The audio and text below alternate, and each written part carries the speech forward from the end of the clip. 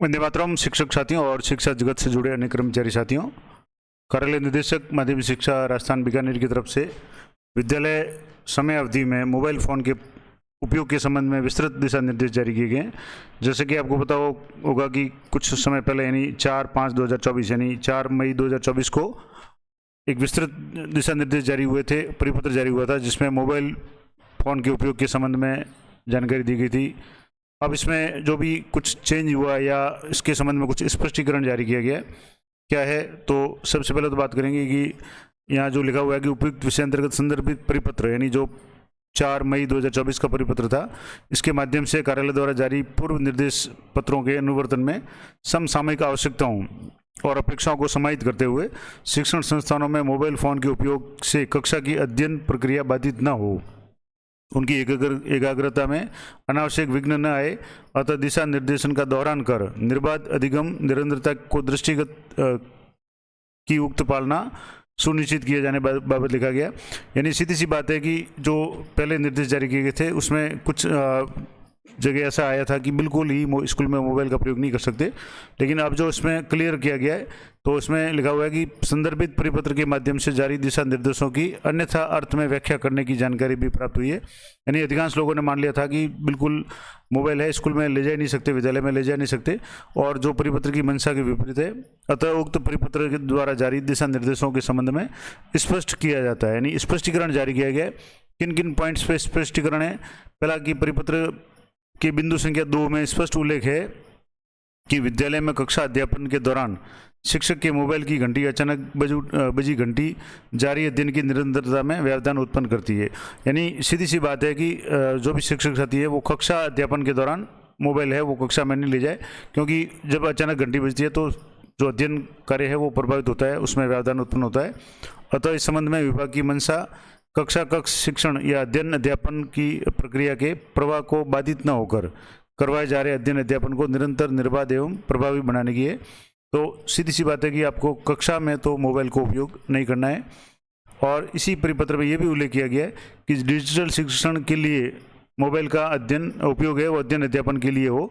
यानी और भी जो मोबाइल के द्वारा जो भी कार्य वगैरह होते हैं, डिजिटल शिक्षण है, जैसे जो भी प्रसूत्सव ऐप है, या अभी जैसे एक नया जो शाला स्वास्थ्य का कार्यक्रम आया है, या अन्य जो भी शिक्षण उपयोगी कहीं भी कार्य है उसके लिए मोबाइल है वो प्रतिबंधित नहीं है।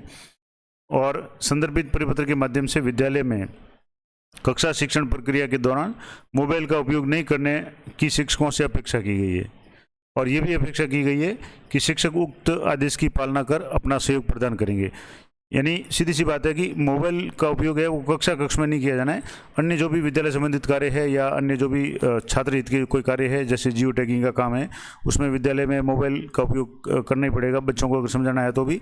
लेकिन कक्ष में पढ़ाई के समय में शिक्षक है वो अनावश्यक रूप से मोबाइल का उपयोग नहीं करें, तो ये विशेष है इसमें। और इसके अलावा उल्लिखित अनुसार संदर्भित पत्र के क्रम में स्पष्ट किया जाता है कि विभागीय समन्वय तथा संचालन के उद्देश्य से विद्यार्थी और विभागीय हित में, यानी ऐसा कोई काम जिसमें विद्यार्थी और विद्यालय का विभागीय हित जुड़ा हुआ हो, मोबाइल के माध्यम से पूर्व की भांति किए जाने हैं, इन पर कोई प्रतिबंधित नहीं है।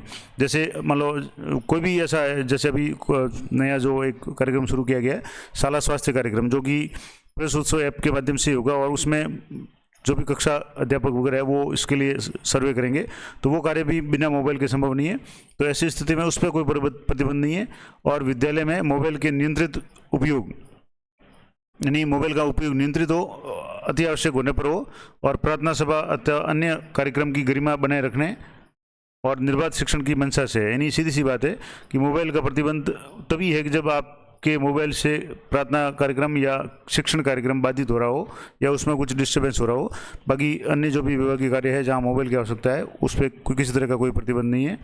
अतः तो अध्यक्षकर्ता द्वारा अपेक्षा की जाती है कि आप विभागीय समन्वय तथा अन्य महत्वपूर्ण कार्यक्रम या गतिविधियों से संबंधित प्रविष्टियों के संबंध में मोबाइल का प्रयोग करते हुए ध्यान रखें कि इन कार्यक्रमों का संचालन बाधित न हो और कक्षा शिक्षण भी निर्बाध हो। ये डायरेक्टर महोदय का जो भी लेटर है। सीधी सी बात है कि आपके मोबाइल से कक्ष में जो अध्ययन है वो प्रभावित नहीं होना चाहिए। तो सीधी सी बात है कि आप मोबाइल का उपयोग तो करें, लेकिन कक्षा कक्ष में नहीं करें।